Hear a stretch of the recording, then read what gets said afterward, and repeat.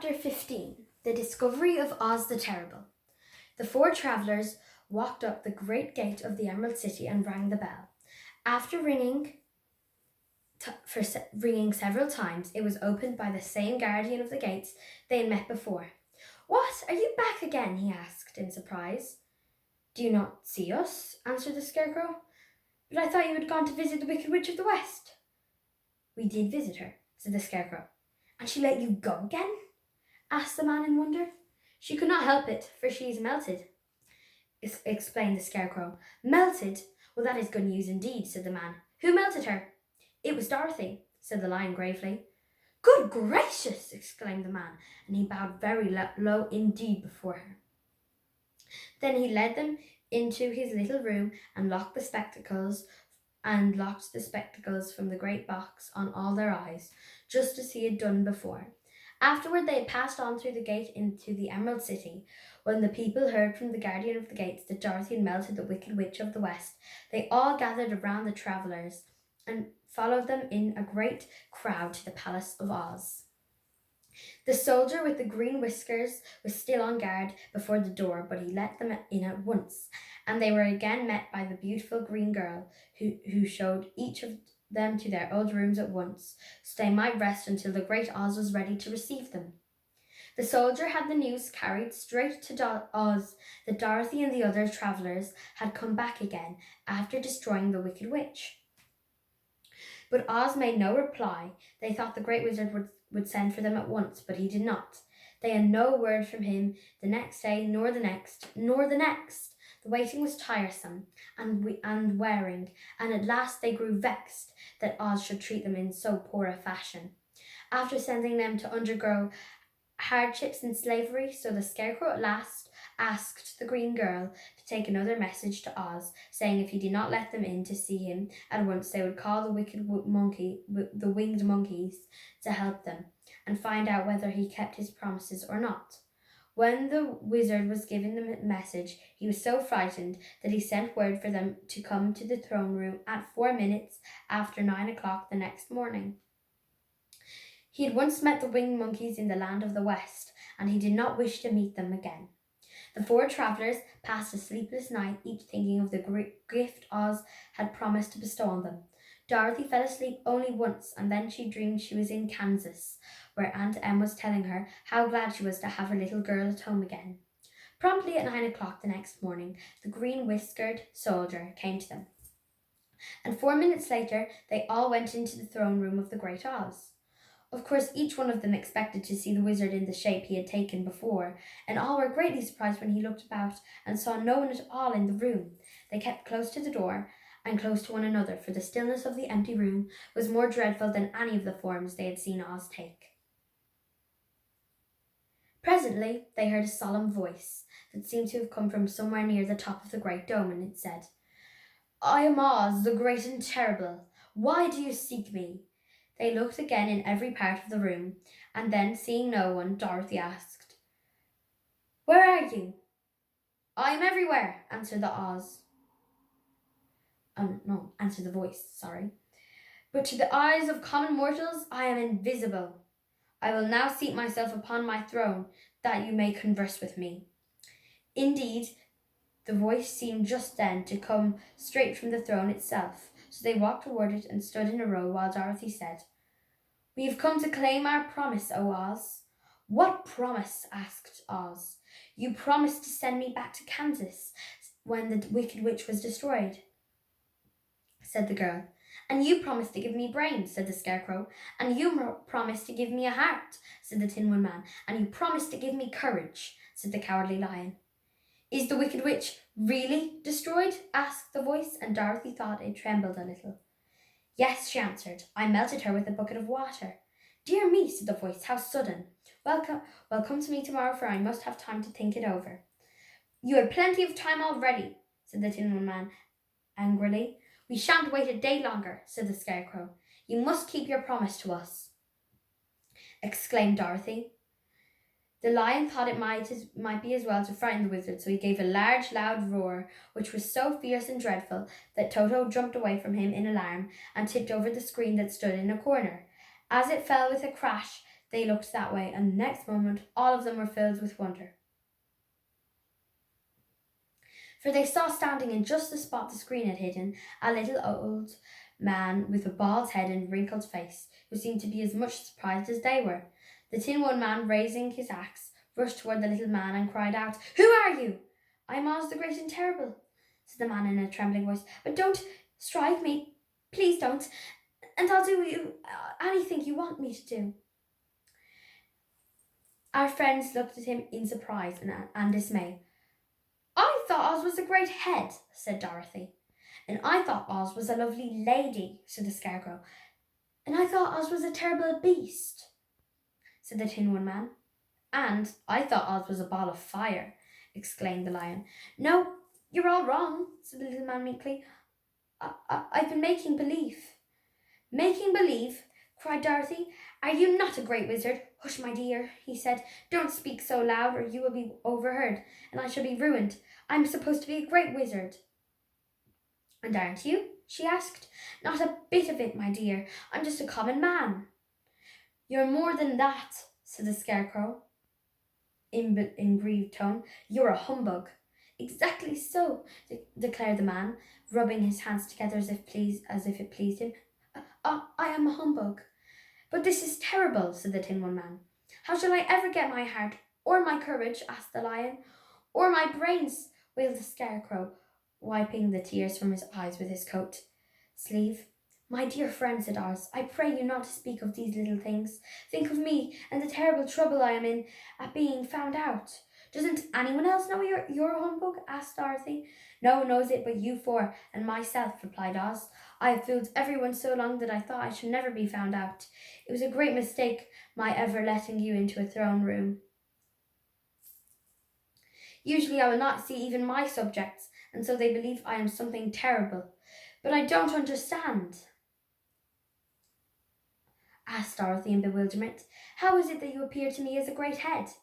"That was one of my tricks," answered Oz. "Step this way, please, and I will tell you all about it." He led the way to a small chamber in the rear of the throne room, and they all followed him. He pointed to one corner in which lay the great head, made out of many thicknesses of paper, and with a carefully painted face. "This I hung from the ceiling by a wire. I stood behind a screen and pulled a thread to make the eyes move and the mouth open." "But how about the voice?" she inquired. "Oh, I am a ventriloquist," said the little man. "I can throw the sound of my voice wherever I wish, so that you thought it was coming out of the head. Here are the other things I used to deceive you." He showed the Scarecrow the dress and the mask he had worn when he seemed to be a lovely lady, and the Tin One Man saw that his terrible beast was nothing but a lot of skins sewn together with slats to keep their sides out. As for the ball of fire, the false wizard had hung that also from the ceiling. It was really a ball of cotton, but when oil was poured upon it, the ball burned fiercely. "Really," said the Scarecrow, "you ought to be ashamed of yourself for being such a humbug." I certainly am," answered the little man sorrowfully. "But it was the only one thing I could do." "Sit down, please. There are plenty of chairs, and I will tell you my story." So they sat down and listened while he told the following tale. "I was born in Omaha." "Why, that isn't very far from Kansas," cried Dorothy. "No, but it's farther from here," he said, shaking his head at her sadly. "When I grew up, I became a ventriloquist, and at that I was very well trained by a great master. I can imitate any kind of bird or beast." Here he mewed so like a kitten that Toto pricked up his ears and looked everywhere to see where she was. "After a time," continued Oz, "I tired of that and became a balloonist." "What is that?" "A man who goes up on a balloon on a circus day so as to draw a crowd of people together and get them to pay to see the circus," he explained. "Oh," she said, "I know. Well, one day I went up in a balloon and the ropes got twisted so that I couldn't come down again. It went way up above the clouds so far that a current of air struck it and carried it many, many miles away. For a day and a night I travelled through the air, and on the morning of the second day I awoke and found the balloon floating over the strange and beautiful country. It came down gradually, and I was not hurt a bit, but I found myself in the midst of a strange people, who, seeing me come from the clouds, thought I was a great wizard. Of course I let them think so, because they were so afraid of me, and promised to do anything I wished them to do.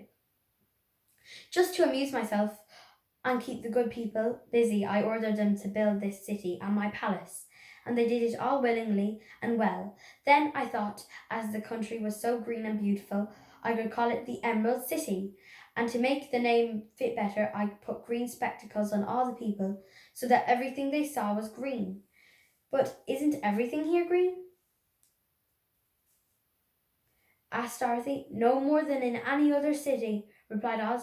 But when you wear green spectacles, why, of course, everything you see looks green to you. The Emerald City was built a great many years ago, for I was young when the balloon brought me here, and I am a very old man now. But my people have worn green glasses on their eyes so long that most of them think it really is an Emerald City. And it certainly is a beautiful place, abounding in jewels and precious metals, and every good thing that is needed to make one happy. I've been good to the people, and they like me, but ever since his palace was built, I have shut myself up and would not see any of them. One of my greatest fears was the witches, for while I had no magical powers at all, I soon found out that the witches were really able to do wonderful things. There were 4 of them in this country, and they ruled the people who lived in north and south and east and west. Fortunately, the witches of north and south were good, but I knew they would do me no harm. But the witches of the east and west were terribly wicked, and they had not thought I was more powerful than they themselves. They would surely have destroyed me as it was. Sorry. As it was, I lived in a deadly fear of them for many years, so you can imagine how pleased I was when I heard your house had fallen on the wicked witch of the east. When you came to me, I was willing to promise anything if you would only do away with the other witch. But now that you've melted her, I'm ashamed to say that I cannot keep my promises. I think you're a very bad man, said Dorothy. Oh, no, my dear, but I'm a really very good man. I'm a very bad wizard, I must admit. Can you give me my brains? Asked the Scarecrow. You don't need them. You are learning something every day. A baby has brains, but it doesn't know much. Experience is the only thing that brings knowledge. And the longer you are on Earth, the more experience you are sure to get. That may all be true, said the Scarecrow, but I shall be very unhappy unless you give me brains. The false wizard looked at him carefully. Well, he said with a sigh, I am not much of a magician, as I said, but it will come to me tomorrow morning. I will stuff your head with brains. I cannot tell you how to use them, however. You must find that out for yourself. Oh, thank you, cried the Scarecrow. I'll find a way to use them, never fear. But how about my courage? Asked the Lion anxiously. You've plenty of courage, I'm sure, answered Oz. All you need is confidence in yourself. There is no living thing that is not afraid when it faces danger. The true courage is in facing danger when you are afraid, and that kind of courage you have in plenty. Perhaps I have, but I'm scared just the same, said the Lion. I shall really be very unhappy unless you give me the sort of courage that makes one forget he is afraid. Very well, I will give you that sort of courage tomorrow, replied Oz. How about my heart? Asked the Tin Woodman. Why, as for that, answered Oz, I think you are wrong to want a heart. It makes most people unhappy. If you only knew it, you are in luck not to have a heart. That must be a matter of opinion, said the Tin Woodman. For my part, I will bear all the unhappiness without a murmur if you will give me a heart. Very well, answered Oz meekly. Come to me tomorrow, and you shall have a heart. I've played wizard for so many years that I may as well continue the part a little longer.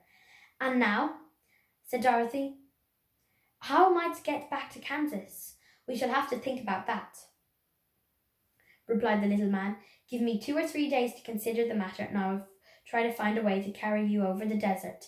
In the meantime, you shall all be treated as my guests, and while you live in the palace, my people will wait upon you and obey your slightest wish. There's only one thing I ask in return for my help. Such as it is, you must keep my secret and tell no one I am a humbug. They agreed to say nothing of what they had learned, and went back to their rooms in high spirits. Even Dorothy had hoped that the great and terrible humbug, as she called him, would find a way to send her back to Kansas, and if he did, she was willing to forgive him for everything. That was the end of chapter 15, The Discovery of Oz the Terrible, or something like that. Thanks for watching. I hope you enjoyed. And I'll see you next week on Maeve Reads Books. Bye. Hopefully my button works. It has been working. No, it's not.